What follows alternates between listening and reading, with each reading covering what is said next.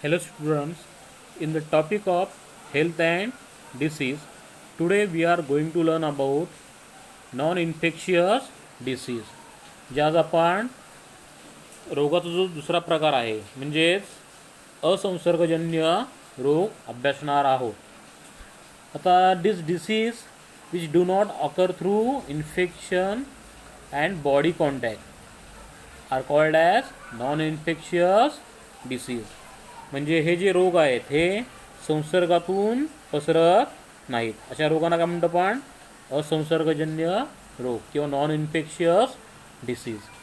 Such disease arise in human body itself due to certain reason. आणि हे जे काही रोग आहेत हे विशिष्ट कारणांमुळेच व्यक्तीच्या शरीरामध्ये उद्भवतात. त्यापैकी आपण काही रोगांचा आपण आज अभ्यास करणार आहोत. First disease will be a cancer. पहिला जो रोग आहे तो म्हणजेच cancer. Uncontrol and abnormal cell growth is called as cancer. म्हणजेच पेशींची अनियंत्रित आणि अपसामान्य जी वाढ असते त्यास काय म्हणलं तर cancer. Group of lump of cancerous cells is called as malignant tumour. म्हणजे कर्करोगाच्या पेशी समूहास काय म्हणलं तर मॅलिगंट ट्यूमर किंवा दुर्दम्य अशा अर्बुद असं म्हटलं होतं, जे गाठींच्या स्वरूपात असतं. Cancer can be occur in various organs. आता आपल्या शरीरामध्ये वेगवेगळ्या अवयवांना कॅन्सरचा प्रादुर्भाव होऊ शकतो. आता कर्करोग मुख्यतः लंग्स म्हणजे फुफ्फुसे, त्याचप्रकारे माउथ म्हणजे तोंड, टंग म्हणजे जीभ, देन स्टमक म्हणजे जठर, ब्रेस्ट म्हणजे स्तन, त्याचप्रकारे युरेट्रस म्हणजे गर्भाशय, देन स्किन म्हणजे त्वचा, तसेच अदर टिश्यूज लाईक ब्लड म्हणजे रक्ताच्या ऊतींनासुद्धा कर्करोग होऊ शकतो. देन रिझन ऑफ कॅन्सर म्हणजे हे कॅन्सरचे काही जी कारणं आहेत ज्यामुळे एखाद्या व्यक्तीला कॅन्सर होण्याची जी कारणं आहेत त्याच्यामध्ये कॉन्झ्युम्शन ऑफ टोबॅको गुटखा म्हणजेच तंबाखू आणि गुटख्याचं अतिप्रमाणात सेवन, देन स्मोकिंग धूम्रपान, अल्कोहोलिझम म्हणजेच काय तर मद्यपान, lack of fibre in food म्हणजे आपल्या अन्न घटकांमध्ये चोथायुक्त पदार्थांचा ज्याच्यामध्ये फळं आणि पालेभाज्यांचा समावेश नसेल तर आपल्याला कॅन्सर होऊ शकतो. Then consumption of junk food like as pizza and burger म्हणजे आपण पिझ्झा बर्गरचं जर आपण सेवन केलं अतिसेवन तर त्याच्यामुळे सुद्धा आपल्याला कर्करोग होण्याची शक्यता असते. देर आर दी सिम्टम्स. या कॅन्सरची जी काही सिम्टम आहेत त्याच्यामधील पहिलं लक्षण म्हणजे काय? क्रोनिक कफ म्हणजे दीर्घकाळ असणारा खोकला, देन हॉर्स व्हॉइस म्हणजे आपला आवाज जो हा घोगरा होतो, देन डिफिकल्टी इन सोलिंग म्हणजे आपल्याला अन्न गिळताना त्रास होतो.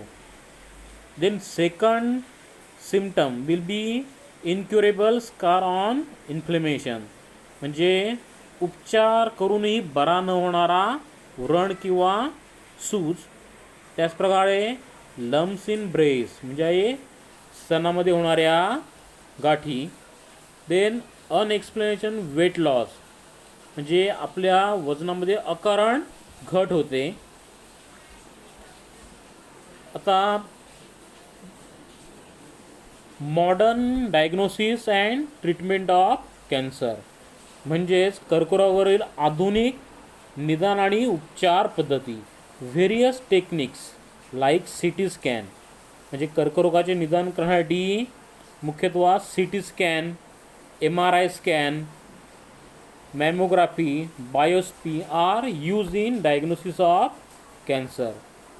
In case of treatment along with conventional method like chemotherapy म्हणजेच रसायनोपचार पद्धती, देन रेडिएशन थेरपी म्हणजे किरणोपचार पद्धतीने सुद्धा कर्करोगावर उपचार केले जातात. अँड सर्जरी म्हणजे शस्त्रक्रियेद्वारे, तसेच modern techniques like robotic and laparoscopic surgery are also followed. म्हणजेच आधुनिक प्रचलित पद्धतींबरोबरच रोबोटिक सर्जरी आणि लॅप्रोस्कोपिक सर्जरी अशा उपचार पद्धतीसुद्धा वापरल्या जातात. We have to remember certain things. That's control diet help to prevent some type of cancer. म्हणजे आपण आहारावर योग्य नियंत्रण ठेवल्यास काही प्रकारच्या कर्करोगांपासून आपल्याला संरक्षण मिळते. Physical exercise along with modern treatment is more beneficial to cure the cancer. म्हणजे कर्करोगावर जर आपण आधुनिक उपचारांबरोबर शारीरिक व्यायाम किंवा योगा केल्यासही आपल्याला फायदा मिळतो. Avoid addiction like tobacco chewing and smoking. आपण तंबाखूचे सेवन तसेच धूम्रपान यासारख्या व्यसनांच्या आहारी जाऊ नये.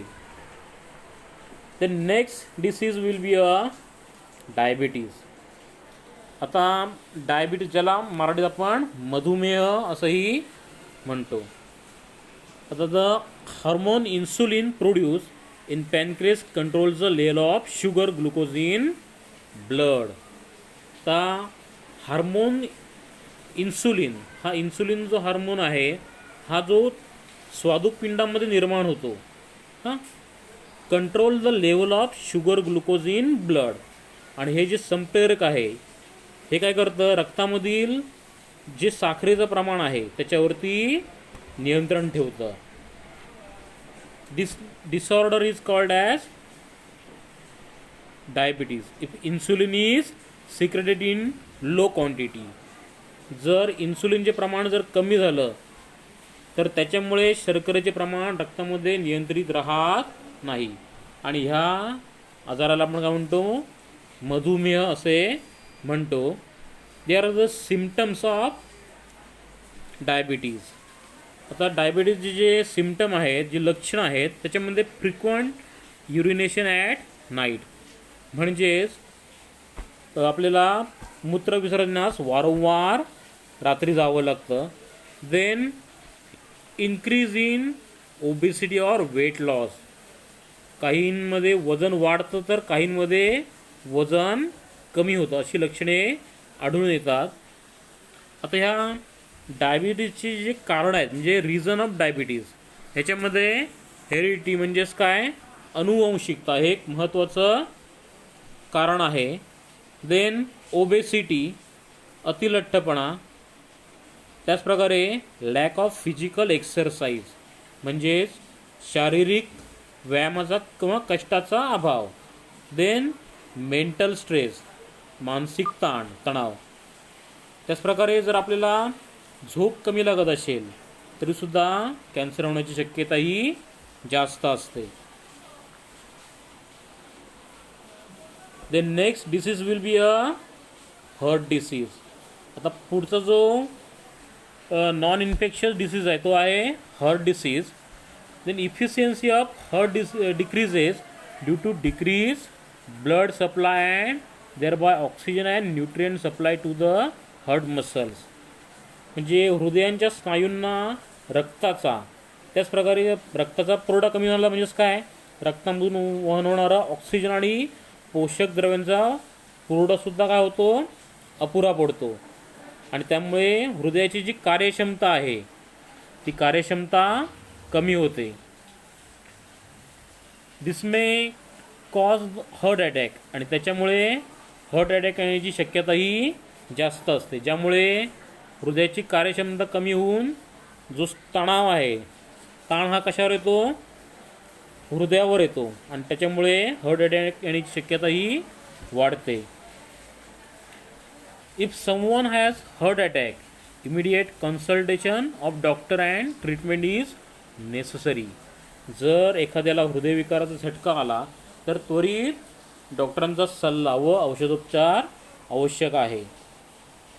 आता आपल्याला काही लक्षणांकडे दुर्लक्ष करून जमणार नाही. म्हणजे one should not ignore these symptoms such as severe chest pain म्हणजे आपल्या छातीमध्ये असह्य अशा वेदना होत असतील. देन पेन्स इन शोल्डर, छातीतील वेदनेमुळे खांदे दुखतात. देन नेक अँड आर्म्स, खांदे, मान आणि हात दुखतं. देन क्रॅम्प्स इन हँड, हाताला आखडण्यासारखं होतं. त्याचप्रकारे अनइझीनेस अँड ट्रिमर्स म्हणजे अस्वस्थता आणि आपल्याला अंगाला कंप जाणवतो. There are the reason of heart attack.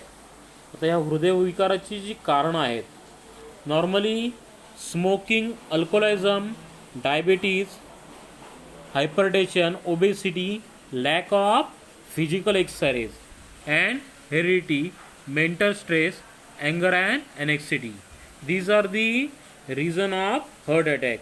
म्हणजे हृदयविकाराची जी कारणं आहेत त्याच्यामध्ये स्मोकिंग म्हणजे काय तर धूम्रपान, अल्कोहोलिझम म्हणजे मद्यपान, त्याचप्रकारे डायबिटीज म्हणजे मधुमेह, हायपरटेन्शन म्हणजे ज्याला उच्च असा रक्तदाब आहे, blood pressure.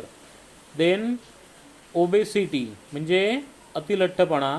Then lack of physical exercise, शारीरिक श्रम कमी असणे किंवा व्यायाम न करणे. त्याचप्रकारे हेरिडिटी म्हणजेच काय तर आपली अनुवंशिकता, म्हणजे मागच्या पिढीमध्ये जर हा आजार असेल तर पुढच्या पिढीमध्ये तो संक्रमित होण्याची शक्यता असते.